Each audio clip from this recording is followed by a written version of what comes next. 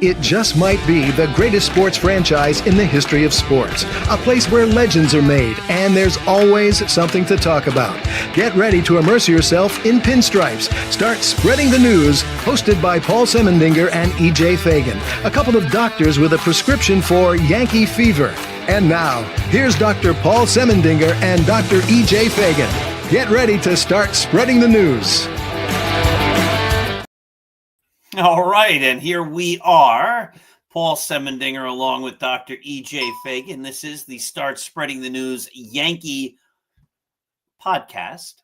Reminder that this show is brought to you by Artemisia Publishing. Artemisia is a fantastic publisher who publishes a wide selection of great books, including many baseball titles, including numerous ones authored by me. But that's not the only reason to go to apbooks.net. They have books across every genre. Check them out, get some great books, and read a lot. All right, EJ, welcome to the show. How are you? Doing wonderful, Paul. All right, EJ, I'm not one to brag. I don't really want to, let you know that, are you in the Guinness Book of World Records? Paul, I am not in the Guinness Book of World Records, but as we've talked about, my baby might be one day. That is true. Well, here's a photograph. Technically, I'm in the Guinness Book of World Records now. I'm part of a group that set a world record yesterday. I'm curious to hear what this is. I have no idea. You told me a world record. I don't know what the record is. The world record, you can see three really good-looking people there. On the left in the beard with the Lafayette jersey, that's my son, Ethan. In the middle is obviously me. And on the right in the Red Sox garb is my dad, 87 years old.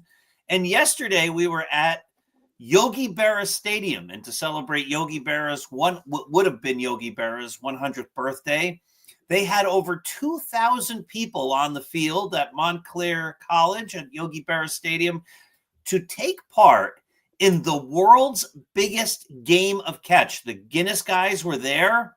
Willie Randolph was there, Ron Guidry, Ed Alstrom, the Yankee organist, Josh Rowich from the Hall of Fame, Bob Costas was there. It was a big event, and we set the record for the world's biggest game of catch. And again, how did this work? So you just like line up in a circle and everybody threw it to each other? No, it was everybody everybody had to have a partner. Okay. And you stood about, I don't know, maybe 5, 8, 10 feet from each other. It wasn't all that far. You couldn't throw hard to each other. But at the designated time, I think the catch had to go for a full 5 minutes. Everybody in that stadium had to be having a catch simultaneously. And as we did it, the Guinness guy walked around. They had other people who were making sure that everybody was having a catch. If you dropped the ball, which we didn't. But if you dropped a ball, you had to just pick it up and keep going. And if that could be maintained by all of those people at the same time, it would set the world record. And it did. Pretty cool. Congratulations, world record holder. Yeah, well, I don't like to brag too much, but ever since then, like the paparazzi, I can't go anywhere. People are asking for my autograph. It's crazy. Sounds like a fun event. That sounds pretty cool. I could send you an autograph if you want. I don't know. Do you like? Next time I see, I got a couple of books you can sign. That's the easiest. Well, that is very cool, and I can't imagine the pressure on the Guinness Book World Record guy if he saw something he didn't like. Does he tell 2,000 people, sorry, got to start again? You got to start all over. It doesn't count. He gave some rules, like if anybody's on Paul their phone, over there wasn't playing catch right, and so so you all got to go again. Could you imagine? Imagine if it was you couldn't drop the ball, and you were so close. Most people didn't drop the ball. It was just like a little toss. It wasn't really having. Yeah, we got 2,000 people. Someone's gonna ruin it, right? Yeah. Could you imagine if it was like if one ball drops, you blow it, and then they're like, "All right, we would have set the world record, but." Hank. Yeah. You blew it, Hank. Let's try again. Oh, so that was fun. That was a good day. And it's, it was great to experience it, of course, with my youngest son, and my dad, again, who's 87, and we still have catches. He can still throw a baseball. He still tries to throw his knuckleball. And just so great stuff. All right, so moving on to less important things, because even if the Yankees win the World Series, I don't think that gets them in the record book. The playoffs are going to start next week. It seems unlikely that the Yankees will win the division. Anything could happen, but it looks as though it's going to be the wild card, and it looks as though the Yankees, their schedule is so simple. If they don't clinch the top wild card spot, that'll be a problem. So let's just play it out. The Yankees are basically locked in for the first wild card. I agree with you. I think the division, it's not impossible. I think Fangraphs gives them a 12% chance. So that's not nothing, but that's that's requiring Toronto to lose a bunch of games. Correct. So Max Fried will go game 1, Carlos Rodon will go game 2, and then really it becomes a question of Cam Schlittler, Luis Heel, or Will Warren. Who do you give the? I want Schlittler. Like I don't want to. I get like I think Heel might be higher in the pecking order, like in like the baseball world. He's won Rookie of the Year last year. He's been around for longer. I think Heel is pitching badly, and the low ERA is a bit of a mirage. You look at his Statcast numbers, Heel's been awful. He's been walking the ballpark, has not been striking a lot of guys out. Contact hasn't been especially soft. And I just feel like, the goal for game 3, if you're pitching a game 3, the season is on the line. And you're going to pitch your full bullpen in that game, right? I don't care how good of a start the starter is. Like, they're not going 7-8 innings.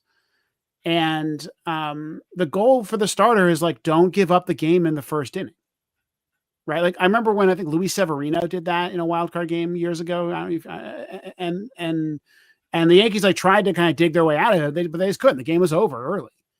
And I feel like Heel is the guy that he can come in and walk 3 guys in the first inning. Right. Like that's entirely plausible. It's an interesting perspective. You're actually going to be starting the game almost like the old fashioned, which is, a couple of years ago with the Rays and stuff, the idea of an opener. Yep. You're really instead saying to Cam, give us 2 times through the order, right? Give me 2 times through the order. And there's no way you're seeing a batter the 3rd time through the order. And we're pulling you if you have 2 runners on in the second. Right. And I think that the lowest risk option here is Schlittler.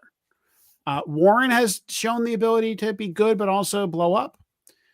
Luis Heel, I think, has not been pitching well. I think Schlittler has had 1 bad start in his last, 2 months.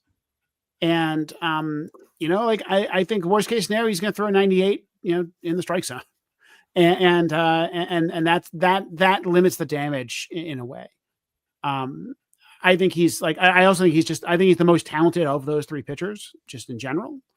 And I think that he has the lowest downside. And to me, you're playing, downside is the question. You know that you can get 6 innings out of David Bednar, Luke Weaver, Tim Hill, and Devin Williams, right? If you have to.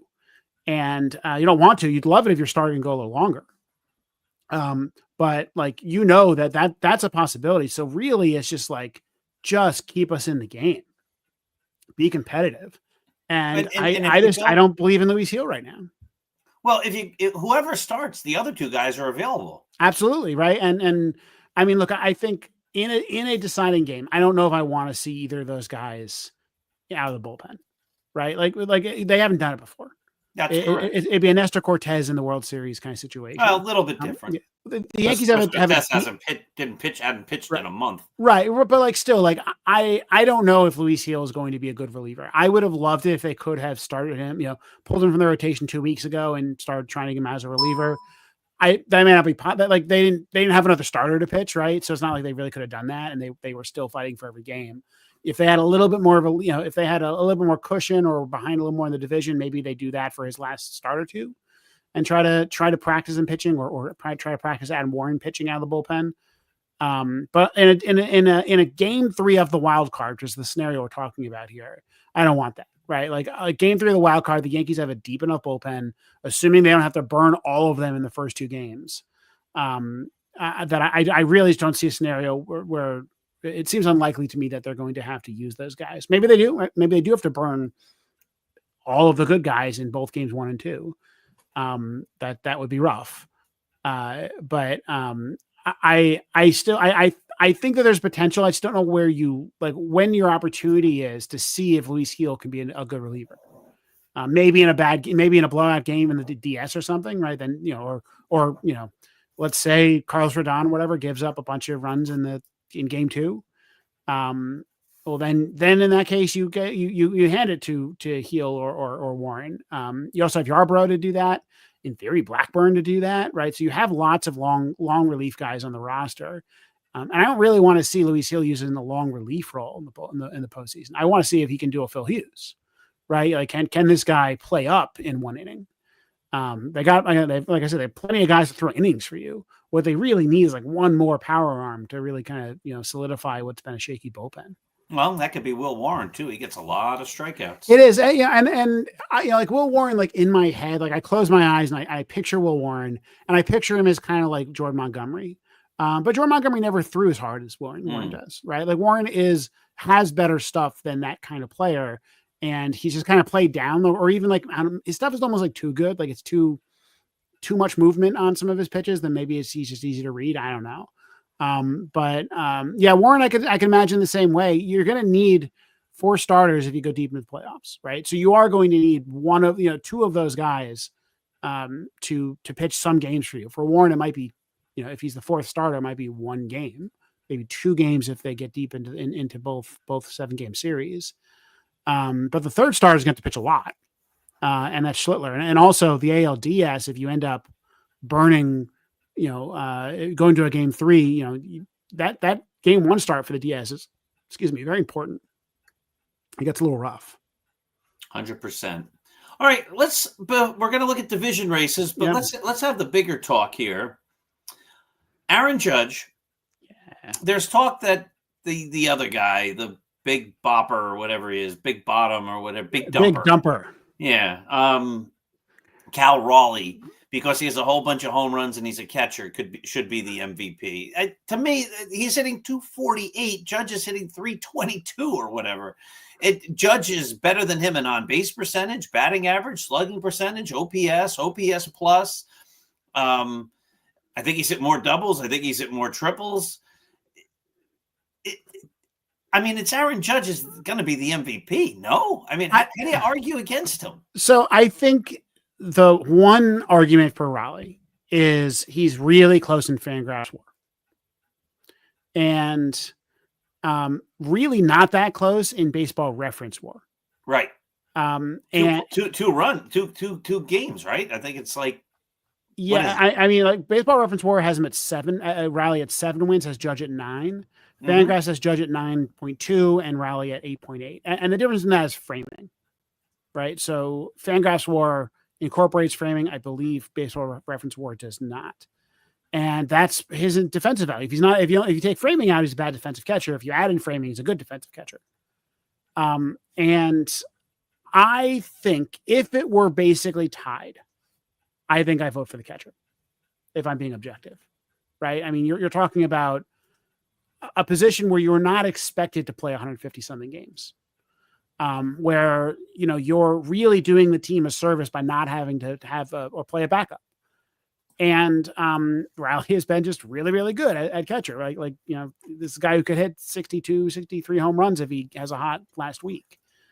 Aaron Judge does have the lead in Fangraphs WAR and is having an amazing offensive season. But he's played a lot of DH. He did miss some time. And, the numbers went from being best ever to like typical for Aaron Judge, right? Which is like, it's a weird thing to say, but like, oh man, he's only a 9-win player. But that's different from him being an 11-win player, right? And last year was 11 wins. It's a completely different world. 9 wins, that's human, right? That is merely a very good MVP. And for example, Bobby Witt Jr. had 9 wins and lost the MVP to Aaron Judge. So I think it really just depends on, like, do you think that the catcher numbers are real, right? Do you think that he's a good catcher? If you look at his blocking numbers, they're pretty bad. And that's what Baseball Reference War is bringing up. You look at his caught stealing numbers, they're decent. And then you look at his framing numbers, and they're pretty elite. And I kind of buy the Fangraphs war, frankly. I don't actually ever really look at the Baseball Reference War leaderboards. I only looked at for this discussion today. I think I'd probably vote for Raleigh if I had a vote. Interesting. I think Judge's offensive numbers are just. I mean, they're incredible. It's off the charts incredible, but also catchers just don't do this. Correct. Right. But neither do pitchers. And to me, I mean, there's one particular pitcher who's going to win an NL MVP, right? Who's doing this, right? I mean, that's how special we're talking about here. I mean, the Kyle Raleigh is having the best season by any catcher ever. I mean, did Bench have any seasons like this? No, not really. I was going to bring up I just picked one of them, but the 1951 MVP was Yogi.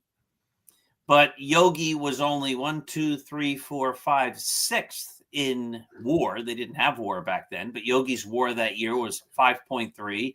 Above him was, I'm not sure if Minnie Minoso that year was playing in the major leagues or if he was in the Negro leagues. I have to check that. But above him also was Early Win, 5.8, Eddie Juiced at 6.1, Ned Garver at 6.6, and Ted Williams at 7.1. Williams batted .318 compared to Yogi's .294. Williams had 30 home runs, Yogi had 27. Williams had 126 ribbies, Yogi at 88. Williams led the league in walks, on base percentage, slugging, OPS.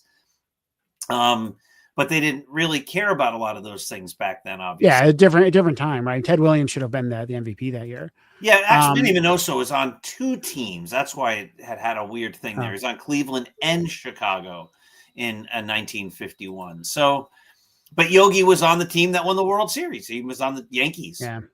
I mean, I think again, for me, the question is, who's the best player, right? And best player is Aaron Judge.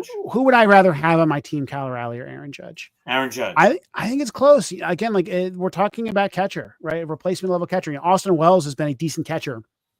Has an OPS of 700 this year. So I think that these last 6 games will matter. Right. If one of them has a significantly better last 6 games than the other, I think that they're going to win.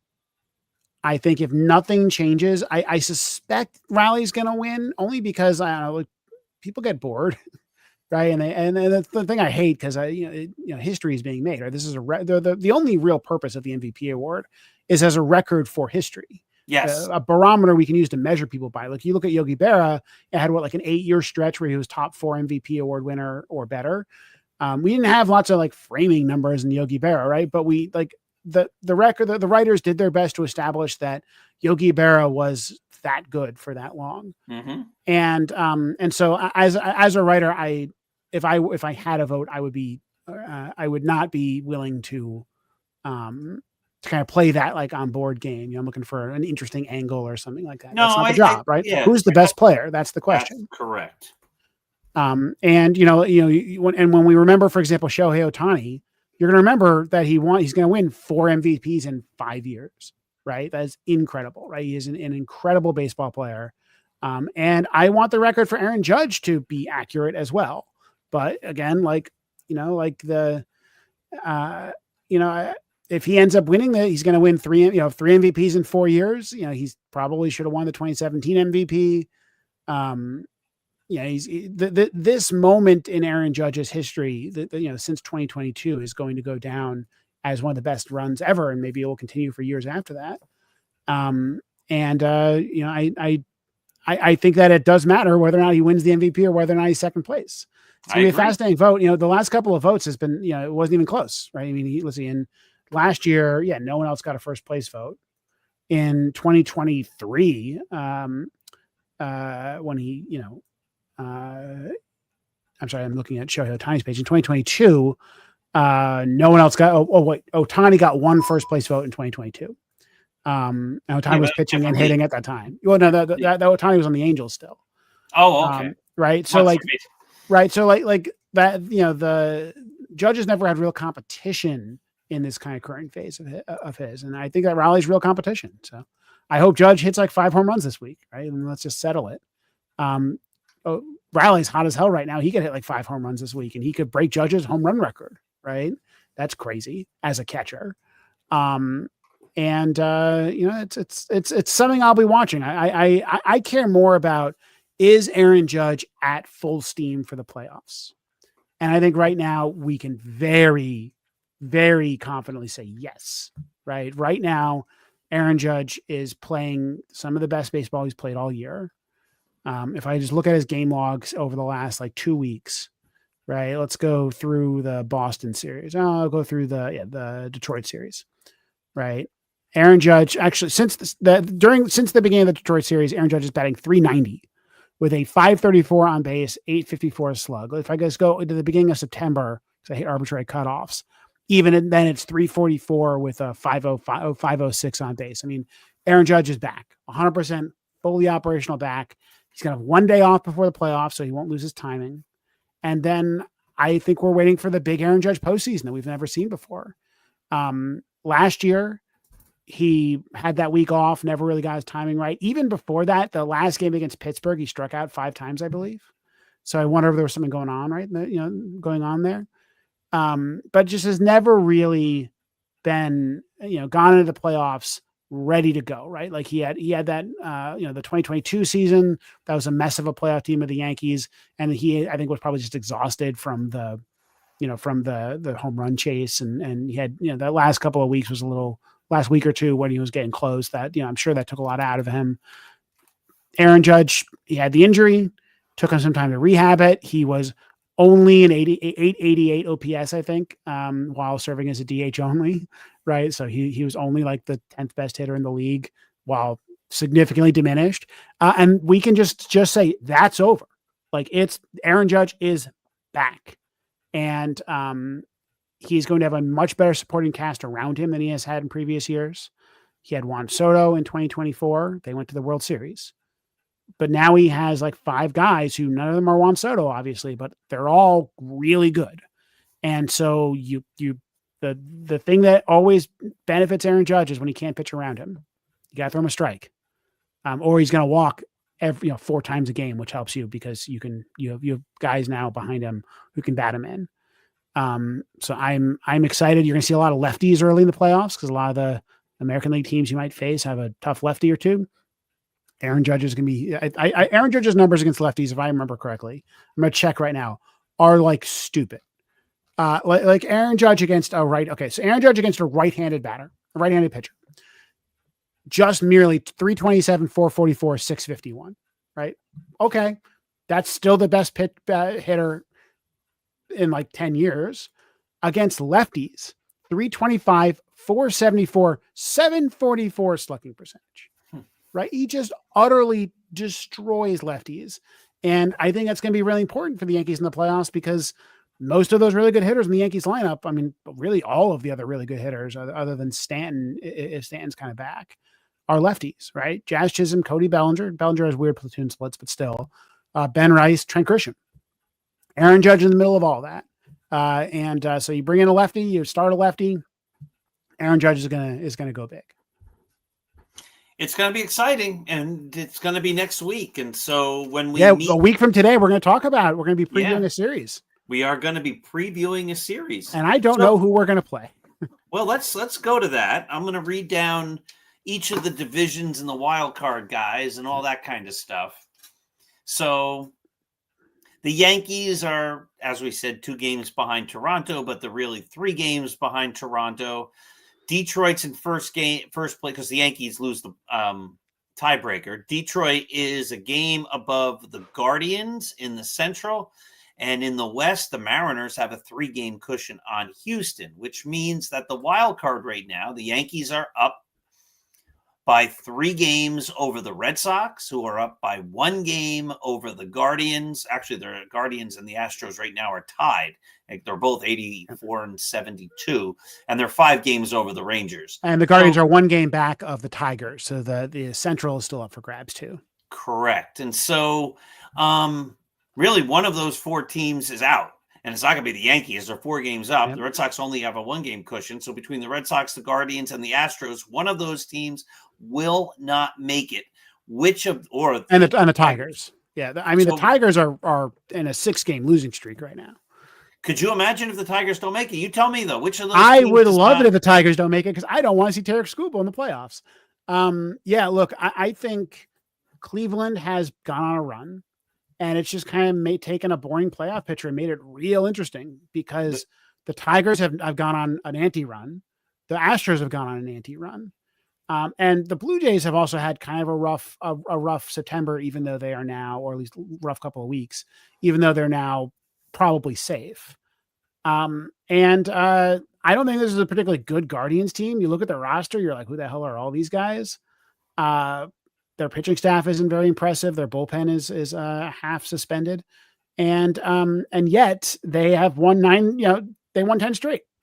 And so, they're still going to win like 86, 87, 88 games on the season, but that's going to be enough to upset the wild card picture. And I would be happy if any of the other teams get knocked out, right? Like, I don't want to play the Red Sox. I don't want to play the Tigers. I don't really want to play the Astros, even though I feel a little more confident against the Astros than other teams. And so I'll take like if you knock one of those teams out, we get to face them in the first round. That's great. So we'd be facing the second wild card team most likely in the first round. Right now, that's Boston, but Boston could drop out of the playoffs. They could drop down to the third wild card team, end up having to play Seattle. We don't know, or play the AL Central winner. And I also, I also don't want to play those guys in the ALDS, right? So like, if Cleveland can not only make the playoffs, but make it through the wild card round, that means that we're either playing Cleveland or we're not playing the Red Sox or the Astros. Like, I will take the Blue Jays over any of these teams. I will take the Mariners over any of these teams. Like those, that'd be fine. Let's play those guys. Let's not play Garrett Crochet, Tarek Skubal, Framber Valdez. Don't want those guys. Interesting. All right. Sounds good. Well, let's look at the National League. Yeah, the National League is crazy. We have a lot of Philly fans here. So, they like to tell us how great the Phillies are. And by the way, Pags and I were talking. He's the Philly sports guy. If the Phillies if the Yankees and the Phillies end up in the World Series, we might have to do something fun. But we'll see about that. So the Phillies are up by 12 games in the National League East. They've already clinched. They're 92-64. The Brewers have already clinched, I believe. They're up by 7 games in the Central. And the Dodgers are up by only 3 games in the West, which means the wild card picture right now in the National League has the Cubs up by 8, the Padres up by 5, and then there's the Reds and the Mets and the Diamondbacks. Diamondbacks a game out, and the Giants barely hanging on. They're 3 games out. So of the Reds, Mets, and Diamondbacks, which one of those 3 is not going to make the playoffs? I have not been following these teams closely, so I'm kind of going on like vibes and hearsay right now. The Mets are in a bad place, right? They've just been awful for months. It's not a particularly injured team. They're just bad, right? Like I don't know. Like we complain about the Yankees, and I complain that the Yankees didn't hire David Stearns, who the Mets hired. Like I want David Stearns. Give me David Stearns. I think he'd be a great general manager in this organization. Has not had a good season, and this is a team that just spent $70 million a year on Juan Soto. Or not, I forget the number, whatever. A ton of money on Juan Soto, $700-something million on Juan Soto. And Juan Soto has had, I think, a solid season. Yeah, right? I was just gonna go through his numbers. He leads the major leagues, I believe, in walks at 123. He's got 30 stolen bases, which is nuts. 35, yeah. And he's only been caught 4 times. His on-base percentage leads the National League at 399. He has a 163 OPS plus, which really, except for his year last year with the Yankees, is his best in many years. He's hit 42 home runs and 104 ribbies. 20 doubles, 1 triple. he said, he started off really bad defensively, but he's gotten much better throughout the season. I think he was an average defender since the All-Star break. He should have over 300 total bases when the he's at 296 right now. He did not have a bad year, 6.3 WAR. It tells you how much Aaron Judge spoils us, right? This is an MVP season when Shohei Ohtani and Aaron Judge don't exist, just easily, right? This is just a really great season from a really good player. They paid for this kind of season, and it's not enough, right? Like if the Yankees, let's put it this way, if you switched Aaron Judge and Juan Soto, the Yankees would be either not in the playoffs or right in that milieu like the Mets are. And Judge is not having his best season. Right? He could be even better than this. Judge is just in a different league. And so you maybe you're disappointed by Juan Soto's numbers. I'm not. I think Juan Soto is incredible. He's had a great year. People have been down on him all year saying he had a bad start. He had a bad start, right? I mean, and that just carried over. They just complained about it all year. I don't want to justify people complaining on sports talk radio because they're going to do that and they're dumb usually. But I don't even listen to sports talk. I mean, I haven't since I lived in New Jersey as a high school kid, right? Like I listen to podcasts when I'm in the car, but it's just mundane. I just get tired of it. It's lowest common denominator stuff. The Juan Soto signed the big contract. He is the star player on the New York Mets. And the New York Mets are probably going to, I think, are going to miss the playoffs. And they're going to win like 83 games. Now, that's not Juan Soto's fault, right? I mean, Juan Soto is the best player on that team. It's not Francisco Lindor's fault, who's had a good year. It's the GM's fault. It's the coach's fault. It's the players who didn't play well's fault. And so in some sense, it's not fair to kind of blame your highest paid player for not performing. But on the other hand, this is a really disappointing Mets team. And so I understand the frustration, and I would be frustrated too. I was frustrated too when the Yankees put up a very similar season to this in 2023. And Aaron Judge was, injured. It wasn't his fault that he was injured, and all the players around him didn't perform. But if had history played out a little differently, you might look at that Aaron Judge contract and be like, wow, they made a mistake. They didn't. Aaron Judge's contract is great. And I don't think the Mets are ready to say that the Juan Soto contract is a mistake, but you're betting on being the best team in baseball while he's still in his 20s. And you're not. The Mets are pretty bad. And I'm curious if, heads roll this offseason because they spent a whole lot of money on a team that's going to win 85 games. All right, so it's now December 1st. It's before the GM meetings. I don't know when they are, but usually they're a little after that. And the Mets fire David Stearns. Yeah. You are now the owner of the Yankees.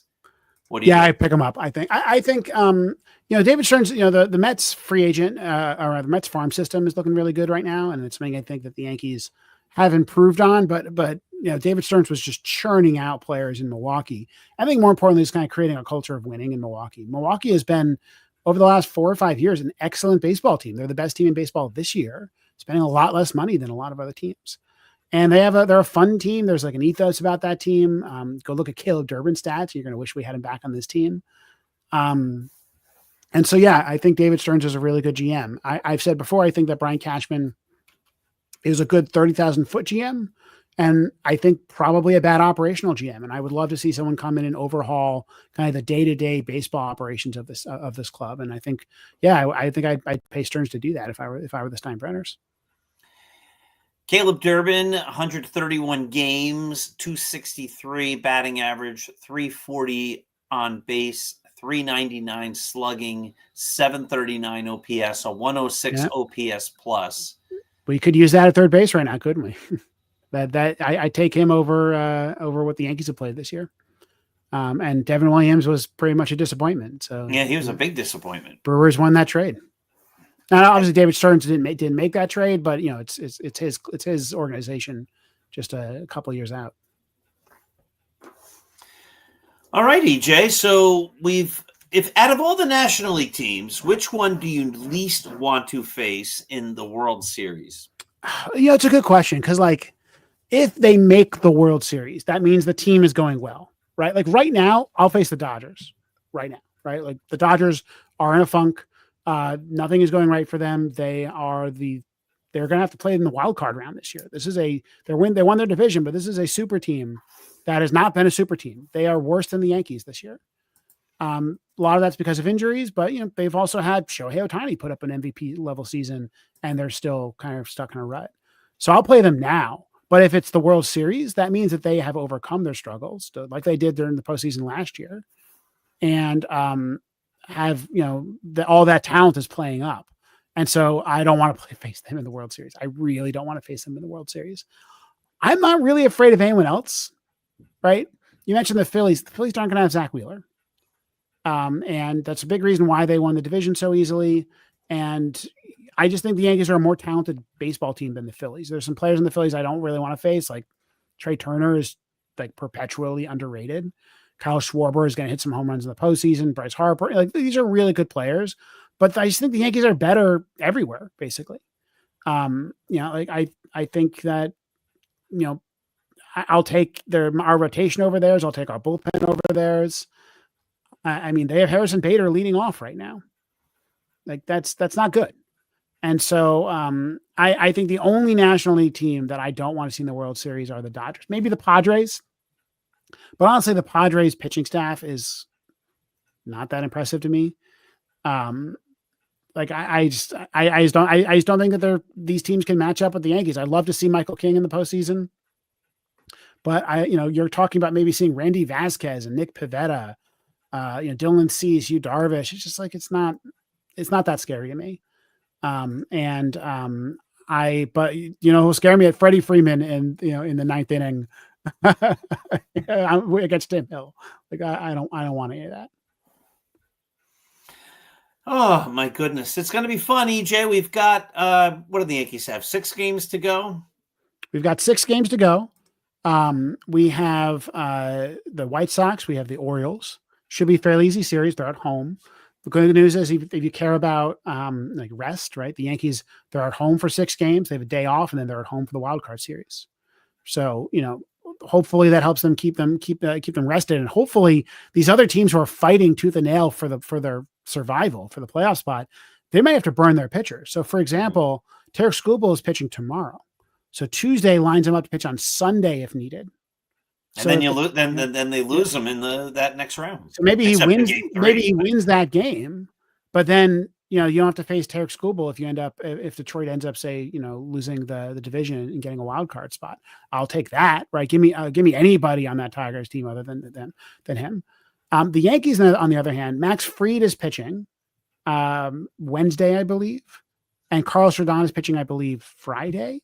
So Rodon will be the interesting decision point because I believe that if you want to pitch him in game 2 of the wild card, I think no, I guess you'll be okay because game 2 of the wild card is Wednesday. So the Yankees don't have any tough pitching decisions really to make this week.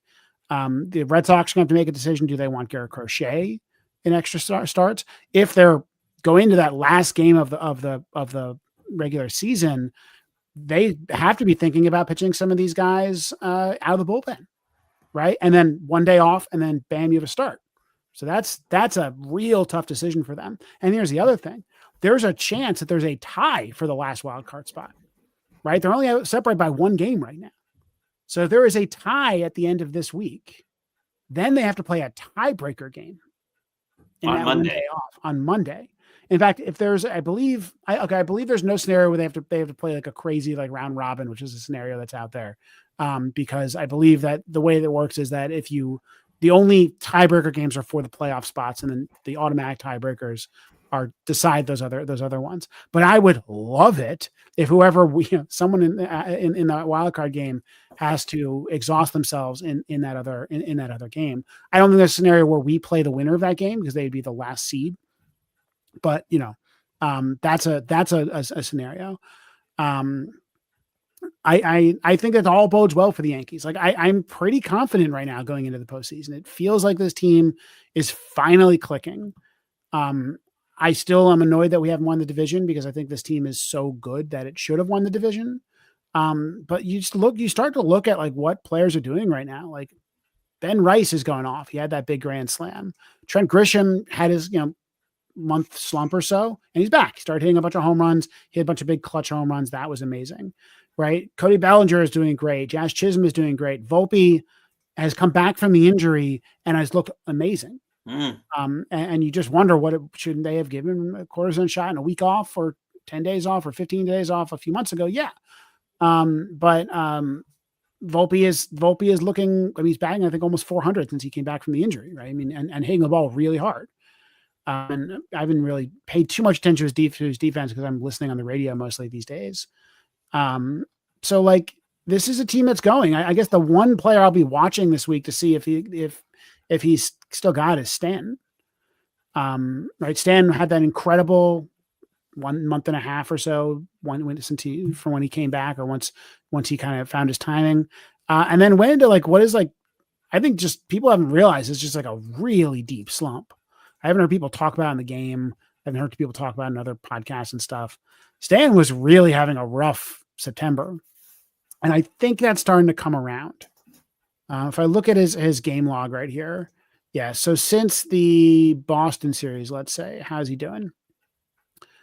Not great. Really not great. 730 OPS since the Boston series. Had a home run against Baltimore, but Stanton is in a pretty hard slump. I wonder if that impacts the decision to play him. The Yankees are going to face a bunch of lefties. Yeah, he'll be in the lineup. I think so. I think the way the Yankees play these things is, I don't believe in what he's done in the playoffs is any indication of what he's going to do, that he has some type of superhero ability to become great in the biggest might. No, I just don't think that's realistic, right? I'm a big believer in anti-clutch, but I'm not a big believer in clutch, right? Like you don't just save your good stuff for the playoffs. And maybe Giancarlo Stanton has like a unique ability to like beat a tired pitcher, but I don't really. I think it's more likely that it's just a little bit of random chance. Right, but I think the Yankees are going to believe in the narrative and the myth, and he'll be in the lineup. And their reputation. Lefty. Yeah, I think so. Maybe against righties you sit him. Mm-hmm. Against righties, they've been playing Dominguez a little bit lately, and I'd like to see Dominguez against lefties. It's nice to have a good right-handed bat off of the bench. I'm sorry, Dominguez against righties. Having another good right-handed bat off the bench, and so that could be Stanton. They were really gonna have a fun bench this postseason. Stanton until this year was horrific off the bench. Yeah. His lifetime pinch hitting numbers were terrible, but he's done a pretty good job of it this year. Yeah, I think you think about what Stanton, Goldschmidt, to a lesser extent, Ahmad Razar, Austin Slater can give you against a lefty relief pitcher. Excuse me, it's pretty huge because the Yankees are going to have high in their lineup, right? They, especially with the right-hand starter, they're going to have Trent Grisham leading off. They're going to have Bellinger, Jazz Chisholm, Ben Rice, all very high in that lineup, which means you become very vulnerable to a lefty reliever. And I think that's going to be the story of the postseason. Unfortunately, there are a decent number of lefty relievers in the American League. If you look at the Red Sox have 3 or 4 of them, the Guardians have a bunch. I think the Tigers have a bunch. So you're going to have that scenario where you're going to need to use your bench in be good strategic pinch hitting. You're gonna have to pinch it for Trent Grisham. You may have to pinch it for Rice, for Jazz Chisholm. And unlike any year that I can remember, I'm trying to remember the last time that I could say this.